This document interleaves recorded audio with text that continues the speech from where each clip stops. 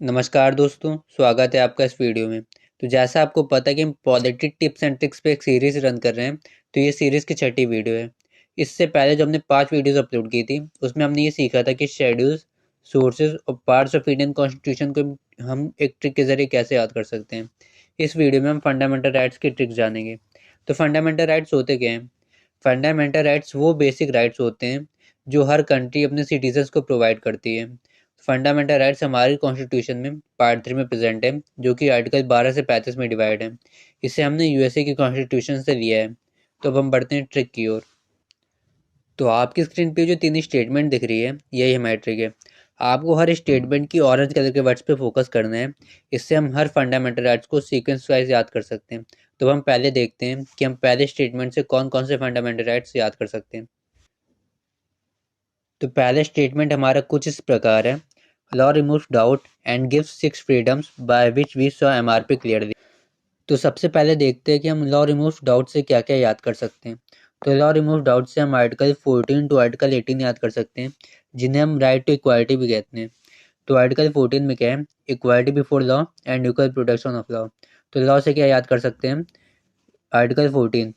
तो जैसा आपको दिख रहा है कि आर्टिकल 14 में दो प्रोविज़न है। तो ये जो पहला प्रोविज़न है इक्वालिटी बिफोर लॉ, ये लिया गया है ब्रिटिश कॉन्स्टिट्यूशन से। और ये दूसरा प्रोविज़न है इक्वल प्रोटेक्शन ऑफ लॉ, इसे यूएस की कॉन्स्टिट्यूशन से लिया गया है। अब देखते हैं आर्टिकल 15 में क्या है। तो यार डाउट के डी से बना डिस्क्रिमिनेशन। तो आर्टिकल 15 में क्या बात किया गया है? Prohibition of discrimination on grounds of religion, race, caste, sex और प्लेस ऑफ बर्थ। कि आपसे कोई डिस्क्रिमिनेशन नहीं कर सकता है on the grounds of religion, race, caste, sex और प्लेस ऑफ बर्थ। आर्टिकल 16 में क्या है? तो डाउट के ओ से बना अपॉर्चुनिटी। तो आर्टिकल 16 में क्या है? Equality of opportunity in public employment. अब यूबी से क्या बना? यूबी से बना अनटचेबिलिटी। आर्टिकल 17 में एबॉलिशन ऑफ अनटचेबिलिटी, ये जो हमारी छुआछूत हुआ करती थी पुराने ज़माने में, उसी के एबॉलिशन के बारे में आर्टिकल 17 में बात की गई है। आर्टिकल 18 क्या है? आर्टिकल 18 में एबॉलिशन ऑफ टाइटल्स। तो डाउट के टी से हम टाइटल्स को याद कर सकते हैं, एबॉलिशन ऑफ टाइटल्स। तो ये जो पहले पुराने राजा महाराजा हुआ करते थे, उनके एबॉलिशन ऑफ उनके टाइटल्स के एबॉलिशन की बात की गई है। अब हम आगे देखते हैं। तो हमने लॉ रिमूव डाउट को कवर कर लिया है। अब हम देखते हैं 6 freedoms by which we saw MRP clearly से क्या याद कर सकते हैं। तो 6 फ्रीडम से क्या बना? आर्टिकल 19। तो जैसा आपको पता है कि आर्टिकल 19 में हमें 6 फ्रीडम्स मिलती है, तो हम 6 फ्रीडम से आर्टिकल 19 याद कर सकते हैं। अब 100 के एस से क्या बना? स्पीच। तो freedom of speech and expression का है? आर्टिकल 19। तो एस से क्या याद कर सकते हैं? Freedom to speech and expression. A से असेंबल। तो फ्रीडम ऑफ असेंबली का है? ये भी आर्टिकल 19 में। तो हम इससे ए से असेंबली को याद कर सकते हैं। यू से क्या बना? यूनियंस। तो फ्रीडम टू फॉर्म एसोसिएशंस और यूनियंस और कोऑपरेटिव सोसाइटीज का है? ये भी आर्टिकल 19 में सी पार्ट। अब एम से क्या याद कर सकते हैं? एम से बना move. To move freely throughout the territory of India, ये भी आर्टिकल 19 में डी पार्ट। आर से क्या बना? आर से बना reside. To reside and settle in any part of the territory of India, ये कहाँ है? ये भी आर्टिकल 19 में ई। तो ये जो एफ था, एफ ये 74th कॉन्स्टिट्यूशनल अमेंडमेंट एक्ट के द्वारा डिलीट कर चुके हैं, तो हम इसे नहीं पढ़ेंगे। तो हम आगे देखते हैं। पी से क्या बना? पी से बना practice. To practice any profession और टू कैरी ऑक्यूपेशन, ट्रेड और बिजनेस, ये कहाँ है? ये भी आर्टिकल 19 में ही है। तो अब हमारे पहले स्टेटमेंट का आखिरी वर्ड बचा है, जो कि एक क्लियरली। तो क्लियरली किसी से क्या बना? कन्विक्शन। आर्टिकल 20 में है protection in respect of conviction for offences. इसमें बेसिकली हमें 3 राइट्स मिले हैं। पहला यह है कि कोई भी इंसान खुद के विरुद्ध गवाही नहीं दे सकता है। दूसरा यह है कि एक टाइम पर एक क्राइम पर बस एक ही सजा मिल सकती है। और तीसरा यह है कि जिस टाइम का क्राइम हुआ होगा, क्रिमिनल को उस टाइम के लॉ के हिसाब से पनिशमेंट भी वैसे ही मिलेगी। आर्टिकल 21 में क्या है? Protection of life and liberty. जो लाइफ एंड लिबर्टी हैं, ये दोनों ही एल से स्टार्ट हो रहे हैं। तो एल से क्या बना क्लियरली के? आर्टिकल 21, जो कि protection of life and liberty. ये जो आर्टिकल 20 एंड 21 है, ये ऐसे दो राइट्स हैं जिन्हें इमरजेंसी के दौरान भी सस्पेंड नहीं किया जा सकता है। अब क्लियरली के ई से क्या बना? ई से बना राइट टू एजुकेशन, आर्टिकल 21 ए। इसे 86 कॉन्स्टिट्यूशनल अमेंडमेंट एक्ट के द्वारा ऐड किया गया था। इसमें यह है कि 6 से 14 साल के बच्चों के लिए एलिमेंट्री एजुकेशन कंपलसरी है।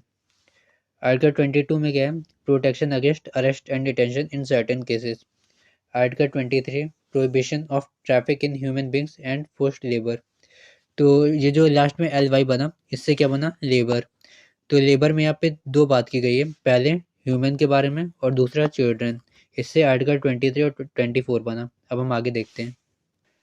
अब हमने पहले स्टेटमेंट देख लिया, अब हम देखते हैं स्टेटमेंट 2। अब हमारा दूसरा स्टेटमेंट कुछ इस प्रकार है, con man evades tax attendance and hampers Indian culture and education.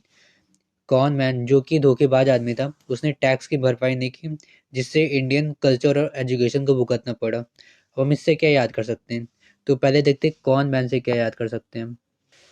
तो हम कौन से क्या याद कर सकते हैं, कौन से हम आर्टिकल 25 याद कर सकते हैं, जो कि freedom of conscience and free profession practice and propagation of religion. Man से हम आर्टिकल 26 याद कर सकते हैं, जो कि freedom to manage religious affairs. Tax से हम आर्टिकल 27 याद कर सकते हैं, जो कि freedom as to payment of taxes for promotion of any particular religion. और अटेंडेंस से हम आर्टिकल 28 याद कर सकते हैं, जो कि freedom as to attendance of religious instructions और religious worship in certain religious institutions. अब हम आगे देखते हैं कि कल्चर एंड एजुकेशन से क्या याद कर सकते हैं। तो कल्चर एंड एजुकेशन से हम कल्चरल एंड एजुकेशनल राइट्स याद कर सकते हैं, जो कि है आर्टिकल 29 और 30। आर्टिकल 29 में protection of interest of minorities और आर्टिकल 30 में right of minorities to establish and administer educational institutions. अब हम आगे देखते हैं। आपने अपनी दो स्टेटमेंट देख ली है, अब हमारी तीसरी और आखिरी स्टेटमेंट है, supreme court will call Ramlal. अब हमें बस रामलाल पे फोकस करना है। तो राम के आर्ट से बना रेमेडीज़, जो कि कॉन्स्टिट्यूशनल रेमेडीज़ आर्टिकल 32। हमारे कोई भी फंडामेंटल राइट्स हैम्पर करता है तो हम डायरेक्ट सुप्रीम कोर्ट जा सकते हैं। सुप्रीम कोर्ट 5 में से कोई भी एक रिट इशू करेगा हमारे फंडामेंटल राइट्स के लिए। तो आपने अभी तक जितने भी आर्टिकल्स देखे हैं उसमें हमें कोई ना कोई राइट्स मिले हैं, पर आर्टिकल 33 एंड 34 ये दो ऐसे आर्टिकल्स हैं जिससे हमारे फंडामेंटल राइट्स थोड़े छीने जाते हैं। ए से क्या बना, ए से बना एप्लीकेशन टू फोर्सेस। इसमें है कि हमारी जितनी भी फोर्स हो, चाहे वो डिफेंस फोर्स हो, चाहे पुलिस फोर्स हो, या फिर कोई हमारी सीक्रेट एजेंसी हो, तो उन्हें क्या होता है कि उन्हें फंडामेंटल राइट्स थोड़े कम दिए जाते हैं। राम के एम से क्या बना, मार्शल लॉ। मार्शल लॉ या मिलिट्री रूल हमारी कंट्री में जब भी इम्प्लीमेंट किया जाएगा तो हमारे सारे फंडामेंटल राइट्स छीन लिए जाएंगे हमसे। तो अब एल से क्या बना, एल से बना लेजिस्लेशन। आर्टिकल 35 में क्या है, आर्टिकल 35 में ये है कि जो भी चेंजेस कर दोगे फंडामेंटल राइट्स में, वो केवल पार्लियामेंट कर सकता है, ना कि स्टेट लेजिस्लेचर, ना कि सुप्रीम कोर्ट, केवल पार्लियामेंट कर सकता है।